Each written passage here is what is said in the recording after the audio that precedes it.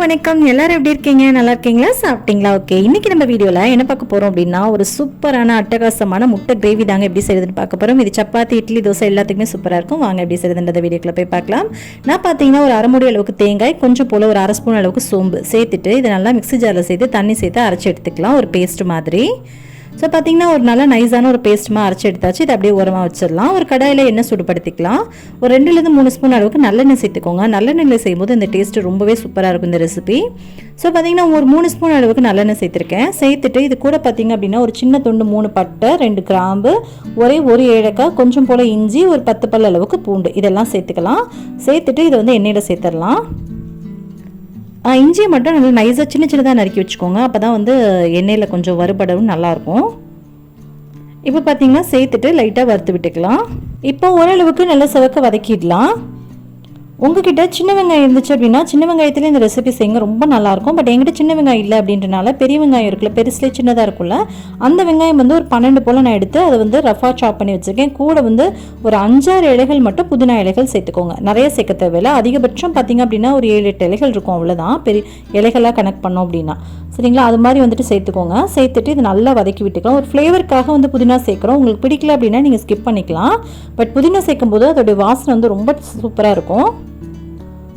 இப்போ பார்த்தீங்கன்னா ஒரு சைடு வந்து ஒரு 3 முட்டை வேக வச்சுருக்கேன். வெங்காயம் ஓரளவுக்கு இது மாதிரி செவக்க வதக்கி எடுத்துக்கோங்க. இங்கே பாருங்கள், வெங்காயம் ஓரளவுக்கு நல்லா வதங்கியாச்சு. இந்த ஸ்டேஜில் நம்ம தக்காளி சேர்க்கணும். தக்காளி வந்து ஒரு 3 தக்காளி, பழமான தக்காளியை எடுத்துக்கோங்க. இதை நல்லா நைஸாக சாப் பண்ணிவிட்டு சேர்த்துக்கலாம், ஃபைனாக சாப் பண்ணிவிட்டு சேர்த்துக்கலாம். சேர்த்துட்டு நல்லா கலந்து கொடுத்துக்கலாம். இதுக்கு தேவையான உப்பை இது கூடவே சேர்த்துடலாம்.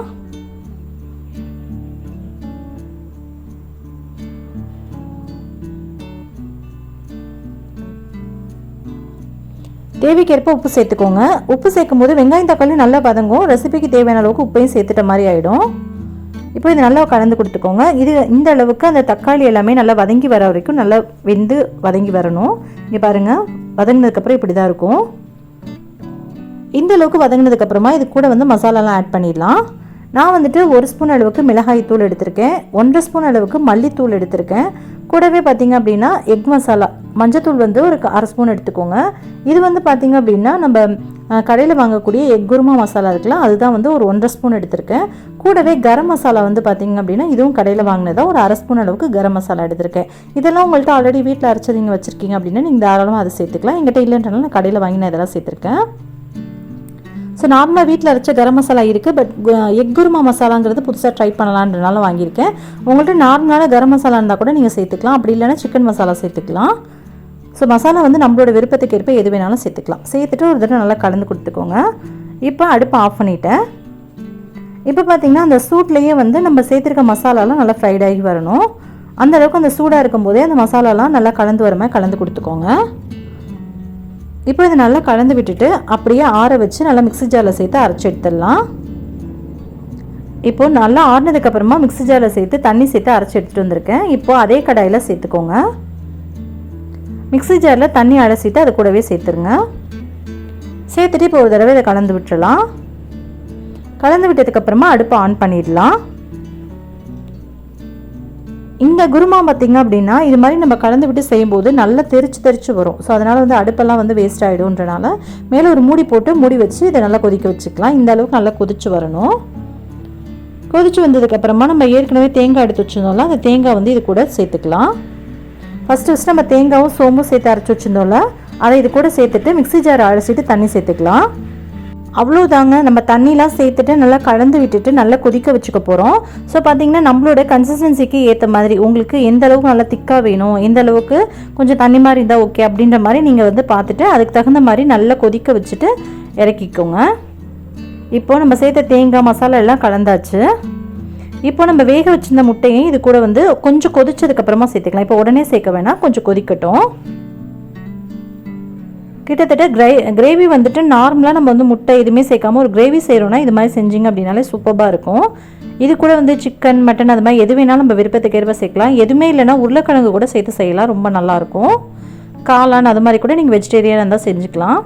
ஸோ பார்த்திங்கன்னா இது கூட நான் 2 முட்டையை வந்துட்டு உடச்சி ஊற்றி இது கூட கொதிச்சதுக்கப்புறமா இறக்க போகிற ஒரு 5 நிமிஷத்துக்கு முன்னாடி முட்டையை உடச்சி ஊற்றிடுங்க. கூடவே நம்ம வேக வச்சு வச்சுருந்தோம்ல முட்டை, அதை வந்து நல்லா கத்தியில் கீரல் போட்டு இது கூட சேர்த்துடலாம்.